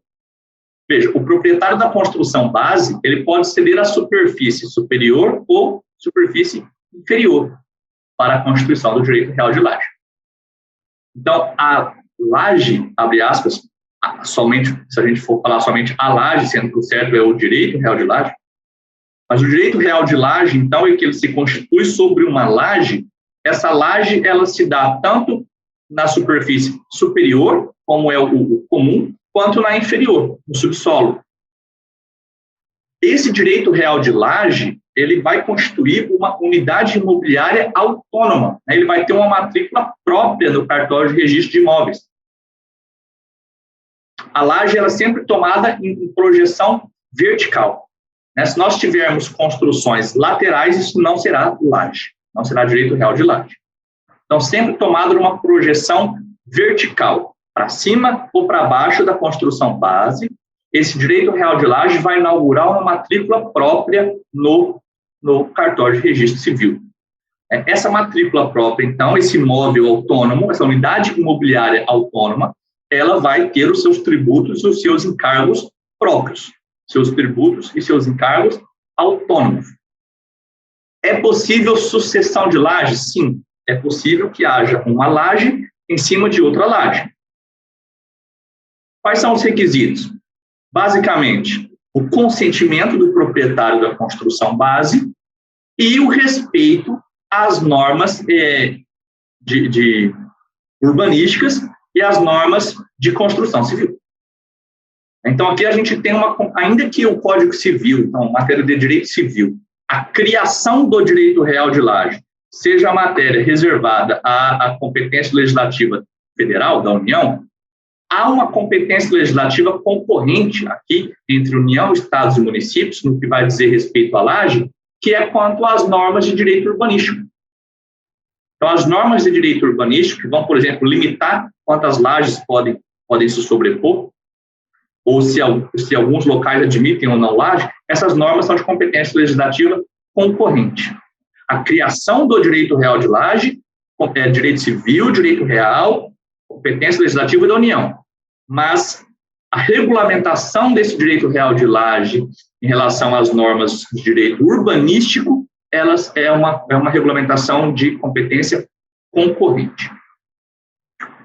Bom, o proprietário da construção base vai ter sempre o direito de preferência na aquisição de uma laje, né? Portanto, o proprietário de uma laje quer vendê-la, ele deve oferecer primeiro ao proprietário da construção base, direito de preferência, e uma previsão aqui que pode ser uma pegadinha: a ruína da construção base importa na extinção do direito real de laje? Em regra, sim, salvo duas hipóteses. Se a laje for instituída no subsolo, portanto, superfície inferior, ou se a construção base for reconstruída no prazo de 5 anos. Faça uma leitura desses artigos do direito real de laje, não são difíceis e podem vir cobrados na sua prova. Então, somente essa observação final aqui que vamos repetir. O direito real de laje, em regra, ele se extingue com a ruína da construção base. Mas ele não vai se extinguir com a ruína da construção base se for um direito real de laje instituído no subsolo, portanto, abaixo da construção base. E ele também não se extingue se a construção base for reconstruída no prazo de 5 anos. Mudando o tema da nossa aula, ainda em direitos reais, gostaria de trazer para vocês uma súmula do STJ e alguns julgados recentes. Súmula 619 do STJ. A ocupação indevida do bem público configura mera detenção de natureza precária, insuscetível de retenção ou indenização por acessões benfeitoras. Súmula importante que já foi cobrada em algumas provas objetivas e que reflete a posição jurisprudencial majoritária. A ocupação indevida de bem público configura mera detenção, então não configura posse. Configura mera detenção de natureza precária, insuscetível de retenção ou indenização por acessões benfeitoras. Isso na relação entre o cidadão, o ocupante e o poder público. Mas entre o ocupante e terceiros particulares, ele tem posse, e essa posse vai ser protegida. E justamente por ele ter posse desse bem público em relação a terceiros particulares, nunca em relação ao poder público, mas em relação a terceiros particulares, o STJ, no informativo 679, decidiu que, em dissolução de vínculo conjugal, é possível a partilha de direitos possessórios sobre bem edificado e loteamento irregular, quando ausente a má-fé dos possuidores. Então, ainda que, por exemplo, seja num loteamento irregular ou uma detenção de bem público, entre ali os cônjuges ou companheiros, é possível a divisão dos seus direitos possessórios. Então, em dissolução de vínculo conjugal, é possível a partilha de direitos possessórios sobre bem edificado e loteamento irregular, quando ausente a má-fé dos possuidores. O direito de posse sobre loteamento irregular pode ser dividido numa ação de divórcio, por exemplo. 2 julgados do último informativo do STJ, agora no mês de dezembro de 2021, dezembro de 2021, informativo 720. Não é possível uso capião de imóvel vinculado ao sistema financeiro de habitação, ainda que em situação de abandono. Não é possível uso capião de imóvel vinculado ao sistema financeiro de habitação, ainda que em situação de abandono. E o segundo julgado desse mesmo informativo 720, tratando de condomínio agora, o condomínio que possui destinação exclusivamente residencial pode proibir a locação da unidade autônoma por curto período de tempo. O condomínio que possui destinação exclusivamente residencial pode proibir a locação de unidade autônoma por curto período de tempo. É possível, por exemplo, que a Assembleia Condominial proíbe a locação de apartamentos por meio de aplicativos, como o Airbnb, o Booking e outros. Informativo 720 do STJ, agora de dezembro de 2021. E eu peço que vocês façam uma revisão do tema da uso capião. Infelizmente, nós não temos condições aqui nessa aula de tratar das diversas modalidades da usucapião, mas façam a revisão dos requisitos e dos prazos, e aqui com um enfoque específico nos requisitos da usucapião especial urbana, aquela em imóveis de até 250 metros quadrados, e a usucapião familiar, que tem o menor prazo de usucapião, que é de 2 anos. Então, façam a revisão dos requisitos das modalidades de usucapião, e aqui uma indicação especial, a usucapião especial urbana e a usucapião familiar, que tem grande chance de serem cobradas nessa prova da Defensoria Pública do Rio Grande do Sul. Alimentos, aqui um tema muito relevante para provas e para a prática da Defensoria Pública, a prática civil da Defensoria Pública. Alguns julgados que o STJ tem desde o final do ano de 2019, durante o ano de 2020 e 2021, principalmente. O STJ enfrentou o tema dos alimentos no contexto da pandemia da Covid-19. Inicialmente, o STJ definiu que seria ilegal ou teratológica a prisão civil do devedor de alimentos sob o regime fechado no período de pandemia, anterior ou posterior à Lei 14.010 de 2020. Então, antes da lei, o STJ começou a definir que a prisão civil no regime fechado do devedor de alimentos, no contexto da pandemia, seria teratológica. Isso possibilitaria, inclusive, a impetração de habeas corpus. Veio a Lei 14.010 de 2020 e definiu que estariam suspensas as prisões civis até o final de outubro de 2020. O STJ, passado outubro de 2020, verificou, ainda num contexto de agravamento da pandemia no Brasil, principalmente até meados de 2021, que o contexto pandêmico tornaria ainda ilegal e teratológica a prisão civil do devedor de alimentos no regime fechado, mesmo após a vigência da Lei 14.010 de 2020. Então, o STJ, nesse informativo 681, ele define que, seja antes ou depois da Lei 14.010, seria teratológica a prisão civil do devedor de alimentos no regime fechado. Se estabeleceu, então, uma prevalência pela prisão domiciliar. Passados os meses, a jurisprudência foi percebendo que a pandemia deixou de ser um obstáculo ao pagamento em razão das dificuldades financeiras, para se tornar, na verdade, um instrumento que alguns devedores estavam se utilizando para se furtar o pagamento. Então, passou a se alegar de maneira indistinta o contexto da pandemia para evitar o pagamento, para justificar o inadimplemento da prisão civil. E a prisão domiciliar passou, então, a ser um instrumento pouco ou quase nada efetivo. O STJ, então, num julgado interessante, ele, avançando nesse entendimento, ele passou a admitir que se utilizasse da penhora de bens do devedor, portanto, que se utilizasse de uma ferramenta do rito da expropriação de bens no rito da prisão. Vamos lembrar que a execução de alimentos ela pode ter 2 ritos, o rito da prisão ou o rito da expropriação de bens, o rito da penhora. O STJ definiu o seguinte: olha, no contexto da pandemia, o rito da prisão está sendo pouco efetivo.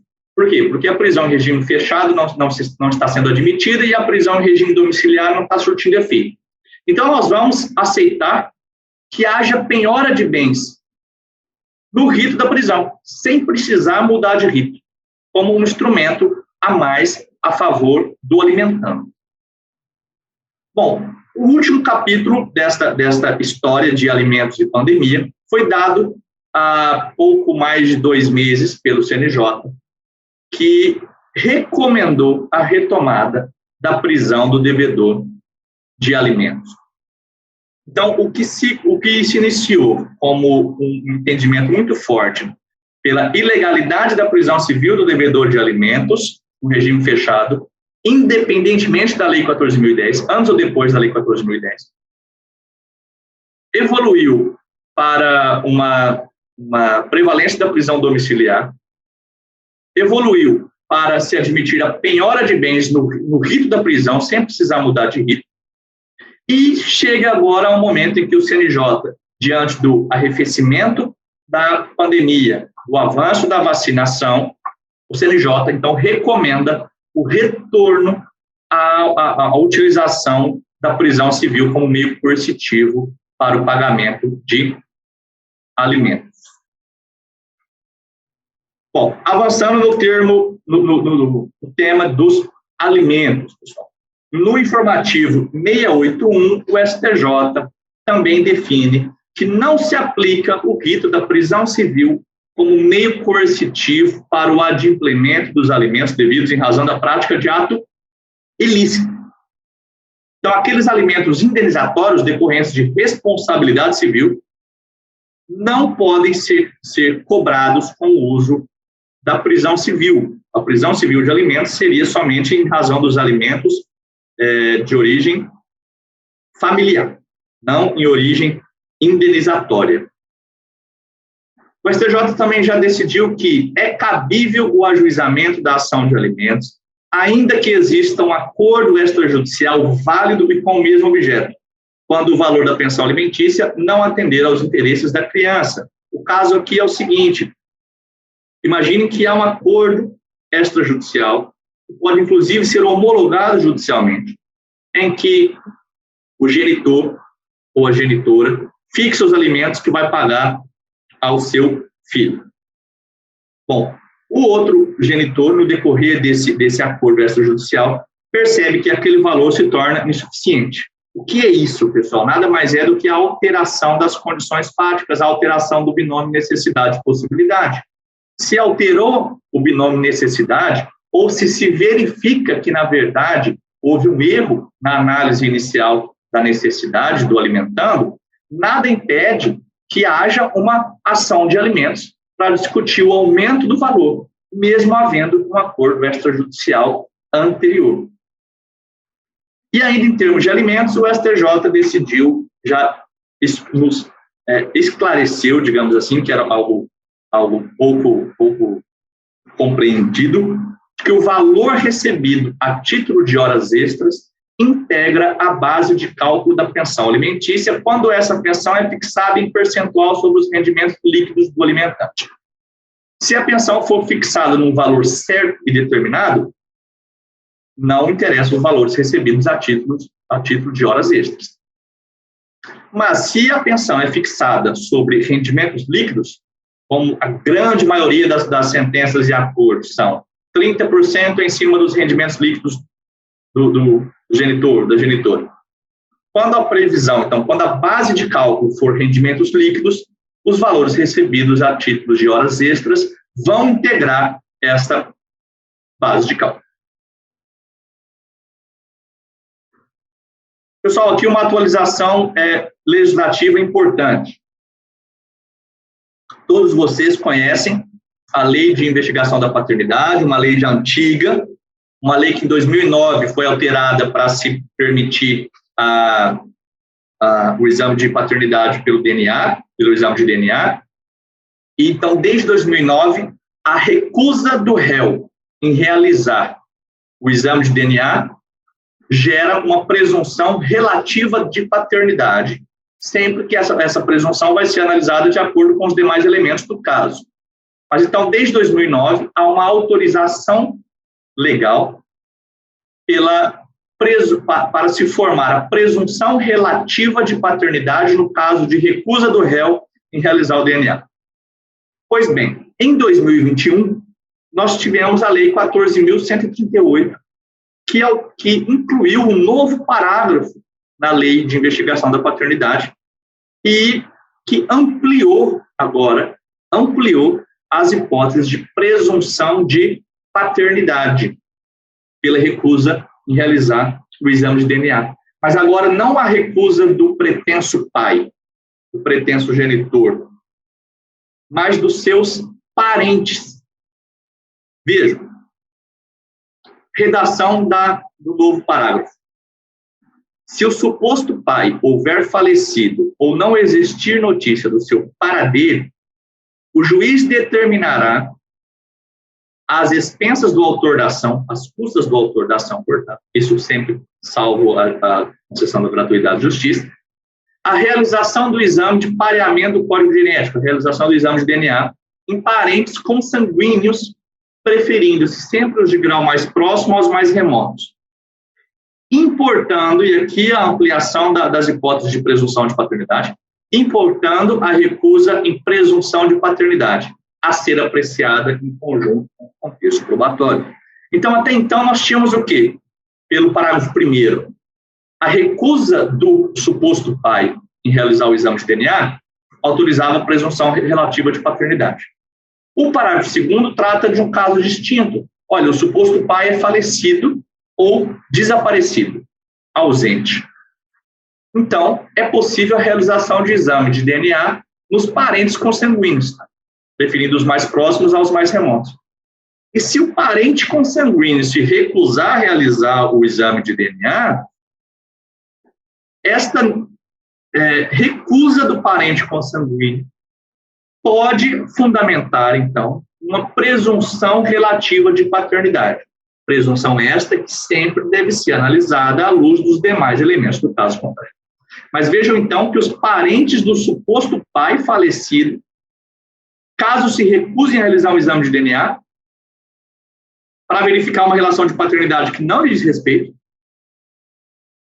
pode gerar a presunção de paternidade, obviamente é uma presunção relativa. Então, façam novamente a leitura desse artigo 2º-A da Lei da Investigação de Paternidade, o caput, parágrafo 1º e agora o parágrafo 2º, incluído em 2021. A alta, grande chance de ser cobrado na sua prova. A recusa, então, pelo parágrafo 1º, a recusa do pai, pelo parágrafo 2º, a recusa dos parentes do suposto pai.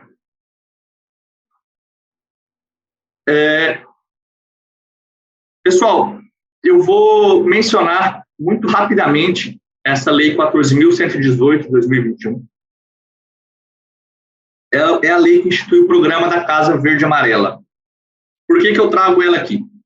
É uma lei que prevê uma política pública de promoção de acesso à moradia popular, urbana e rural, mas ela traz lá nos artigos 13 a 15 algumas disposições que importam ao direito das famílias, importam ao tema do divórcio, importam ao tema da guarda dos filhos. Então, eu peço que vocês façam leitura depois dos artigos 13 a 15 da Lei 14.118 de 2021, que é a Lei da Casa Verde e Amarela.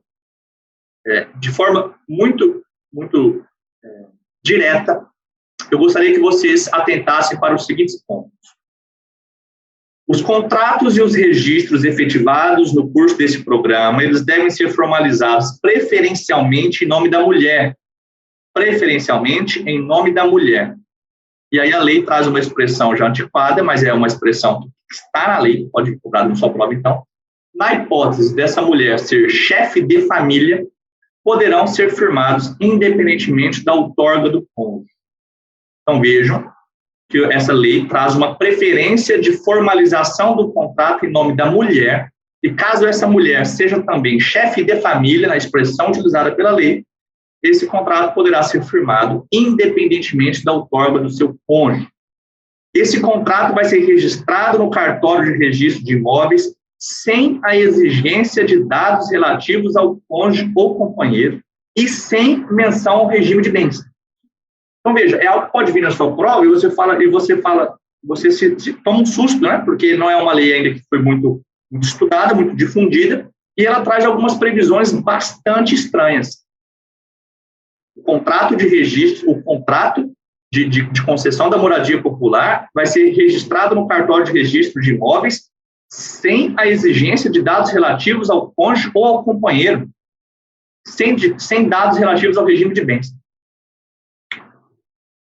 Os financiamentos dessa lei não podem utilizar os recursos do FGTS, e aqui o ponto de maior polêmica da lei. Caso o casal beneficiado com um imóvel nesse programa venha a se divorciar ou dissolver a união estável, o título de propriedade do imóvel será, veja, a lei fala será, não deve ser registrado em nome da mulher, independente do regime de bens.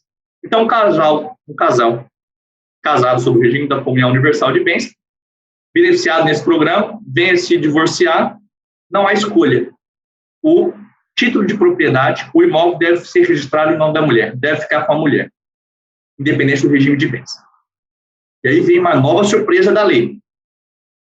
Mas essa regra não vale se nós tivermos filhos.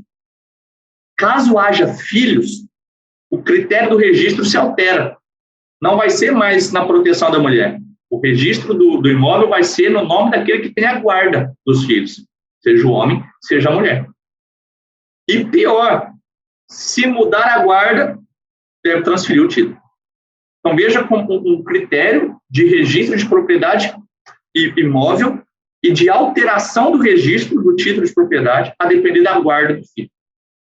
É uma lei bastante polêmica, vem sendo muito criticada e que pode cair aí como surpresa na sua prova. Então, façam, por favor, a leitura dos artigos 13 a 15 desta lei, já sabendo que podem tomar alguns sustos aí com as previsões legais.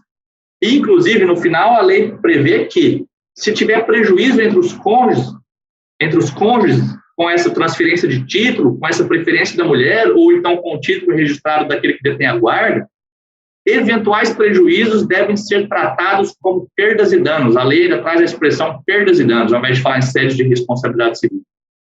Então, ainda qualquer prejuízo tratado como perdas e danos. Vamos avançar um pouco nesse último bloco para a gente encerrar o tema, encerrar essa nossa revisão. Eu trago aqui, então, vários informativos importantes para vocês. Jurisprudência, então, aqui sobre famílias e sucessões. No caso de anulação da partilha acarretar a perda do imóvel já registrado em nome do herdeiro casado sob o regime da comunhão universal de bens, a citação do cônjuge é indispensável, tratando-se de hipótese de litisconsórcio necessário. Vejam por quê. Esse cônjuge já vai se tornar proprietário do imóvel porque casado no regime da comunhão universal. Se há uma anulação da partilha lá atrás, essa anulação da partilha vai atingir o seu direito de propriedade atual. Então, deve haver aí um litisconsórcio passivo necessário entre o herdeiro e o seu cônjuge quando casado no regime da comunhão universal. Informativo 687. O STJ definiu que é admissível o retorno ao nome de solteiro do cônjuge ainda na constância do vínculo conjugal. Esse informativo já caiu em provas nesse ano de 2021. É admissível o retorno ao nome de solteiro do cônjuge ainda na constância do vínculo conjugal. Então, não precisa divorciar para voltar ao nome de solteiro. Observação: essa volta ao nome de solteiro não pode se dar diretamente no cartório, como no momento do casamento. O cartório pode acrescentar, pode mudar o nome no momento do casamento. Depois, é preciso a ação judicial. Então, não precisa divorciar para voltar ao nome de solteiro, mas é preciso ação judicial para tanto. Informativo 688 do STJ faz uma previsão bastante específica sobre o processamento da herança jacente, deixando claro que é um poder-dever do magistrado. Então, o juiz ele pode iniciar o processo da herança jacente. Se o juiz pode iniciar o processo da herança jacente, o poder-dever, então ele não pode indeferir a inicial de um pedido de herança jacente por problema na instrução. Porque se ele tem o dever de iniciar também, ele pode corrigir de ofício qualquer irregularidade. Então, não se mostra adequado o indeferimento de um pedido de herança jacente por defeito de instrução, sendo que o próprio magistrado tem o dever de dar seguimento. Informativo 690. O STJ definiu que o montante recebido a título de aluguéis de imóvel particular do de cujos não se comunica à companheira supérstite após a data da abertura da sucessão. O montante recebido a título de aluguéis de imóvel particular do de cujus não se comunica à companheira supérstite após a data da abertura da sucessão. Por quê? O que é essa hipótese, pessoal? A partir do momento em que o de cujus, né, então, que o companheiro falece, o seu patrimônio se transmite aos herdeiros. Antes do seu falecimento, a sua renda incorporava ao patrimônio do casal, e aí entrava na comunhão. Após o falecimento, o seu patrimônio é dividido aos herdeiros. Então, o espólio do de cujus aqui, que vai ser o proprietário, por exemplo, um apartamento de aluguel, esse espólio vai ser dividido entre todos os herdeiros. Ele, não somente a ex-companheira ou ex-esposa. Então, após a morte, as novas rendas do espólio, do de cujus, não se comunicam ao patrimônio do casal. Elas vão integrar o patrimônio do espólio. E aí deverá verificar, cada caso, qual a regra sucessória aplicada. Então, até o momento da morte, a renda integra o patrimônio do casal, entra na comunhão. Após a morte, a comunhão se extingue e deve-se preservar os direitos dos demais herdeiros. Informativo 695. Não é obrigatório o arbitramento de aluguel ao ex-cônjuge que reside, após o divórcio, em imóvel de propriedade comum do ex-casal com a filha menor de anos. Pessoal, essa hipótese, o STJ disse o seguinte: imaginem que um casal se divorcia e tendo um imóvel residencial. O ex-esposo, o ex-cônjuge, permanece no imóvel comum com a filha do casal. E a ex-cônjuge, então, sai desse imóvel comum e tem que pagar alimentos à filha. Mas ela também é proprietária desse imóvel comum, embora não esteja no seu uso. O STJ, então, autoriza o quê? Olha, vamos abater o valor do aluguel que você poderia cobrar do ex-cônjuge, o valor proporcional do aluguel, 50% do aluguel. Vamos abater esse valor da pensão alimentícia que você tem que pagar ao seu filho. Então, funciona como pagamento de alimentos in natura, né, em forma de habitação. Então, abatemos dos alimentos de forma in natura, de forma de habitação, e esse valor relativo aos 50% do aluguel do imóvel vai ser acrescido ou vai ser contabilizado junto com o restante dos alimentos pecuniários. Encaminhando aqui para o final, informativo 698, o fato de os genitores possuírem um domicílio em cidades distintas não representa óbice à fixação da guarda compartilhada. Pessoal, este informativo também já foi cobrado em provas em 2021. A guarda compartilhada pressupõe o quê? Acordo de vontades, tão somente. Não se exige que os guardiões, aqui na guarda compartilhada, residam na mesma cidade. O simples fato de residir em cidades distintas não é óbice à fixação da guarda compartilhada, porque o importante é o acordo de vontades. Informativo 719, agora também de dezembro de 2021, não se comunicam na partilha decorrente do divórcio os bens adquiridos por uma das partes antes do casamento no período de namoro. Por quê? Porque o namoro não se confunde com os esponsais, com o noivado, com a intenção de constituir família. O STJ vem trazer a expressão affectio maritalis. Então, aquele bem adquirido antes de existir o affectio maritalis, a intenção de constituir família, esse bem adquirido nesse momento anterior, portanto, não entra na comunhão. E, portanto, não vai ser partilhado, porque vai ser considerado como um bem particular do cônjuge anterior ao casamento. Por fim, algumas observações sobre o direito real de habitação. O direito real de habitação é um tema muito incidente em provas, especialmente em provas de defensoria pública. Algumas observações iniciais sobre o direito real de habitação. Ele independe do regime de bens, portanto, assim, a pegadinha que sempre cai em prova. Direito real de habitação, existe direito real de habitação ao ex-cônjuge casado no regime da separação de bens? Sim. O direito real de habitação independe do regime de bens. O direito real de habitação aplica-se tanto ao casamento quanto à união estável. Portanto, tanto o ex-companheiro como o ex-cônjuge terão direito real de habitação. E ele independe da existência de outros imóveis.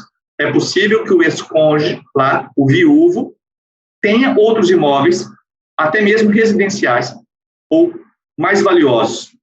Isso não impede que ele tenha o seu direito real de habitação. No caso concreto, é possível analisar a proporcionalidade, razoabilidade. Há autores nesse sentido, que defendem essa avaliação do caso concreto.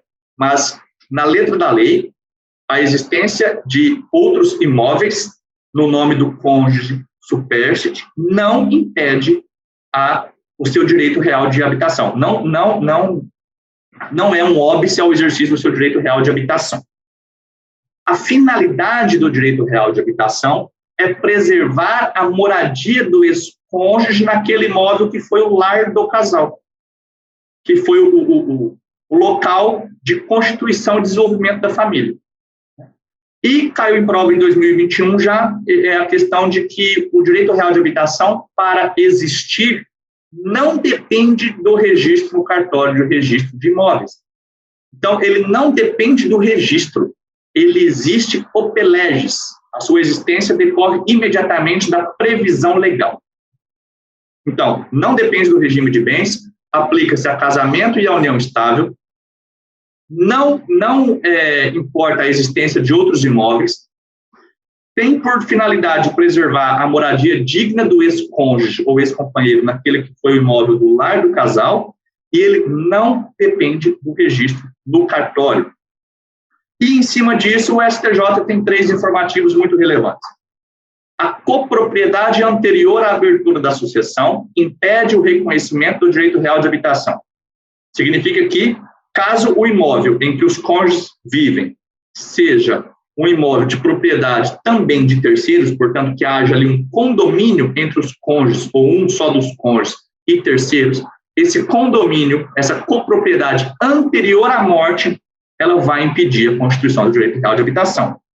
Porque o direito real de habitação, ele tem por finalidade preservar a moradia do ex-cônjuge ou ex-companheiro em face dos herdeiros, não em face da propriedade de terceiros.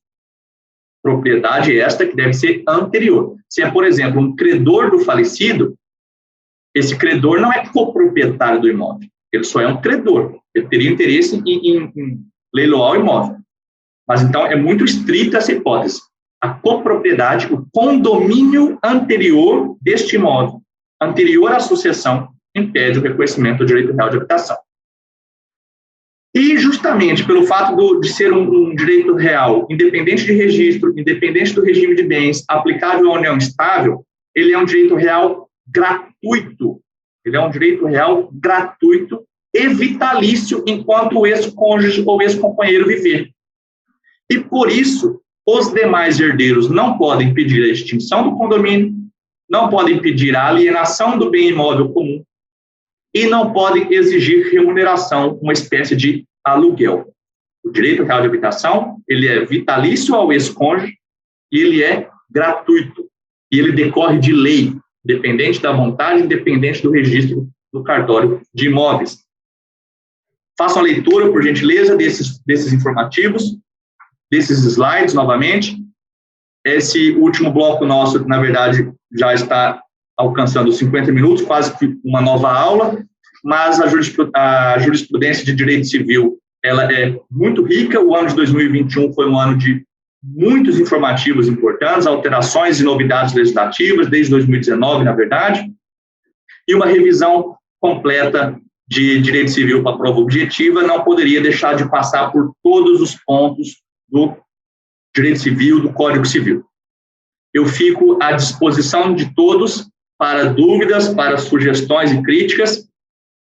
Podem me enviar mensagens por e-mail, Rafael Ferreira Bizelli, Bizelli com Z e 2 L's, rafaelferreirabizelli@hotmail.com, ou mesmo no Instagram, rafael.bizelli. Fico à disposição. bons estudos, uma boa prova a todos e até a próxima. Grande abraço.